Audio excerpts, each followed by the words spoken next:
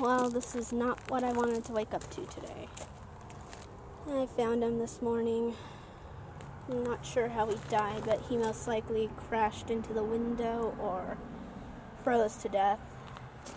Alright, so I'm going to get him back in the ground.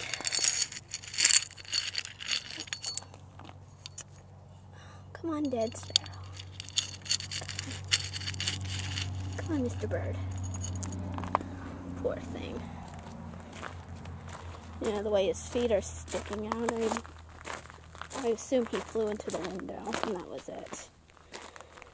If that's the case, I'll have to pick up some stickers at the dollar store and put them on the window so this doesn't happen again. I already made him a little hole in the ground. Bury him away from the house. I don't think my aunt would appreciate having a dead bird buried on her property. This is her garden. Get through this. Yeah.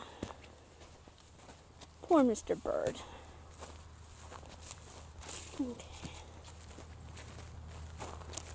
Let's hope the hole's deep enough. Alright. Here you go. Sorry, Mr. Bird.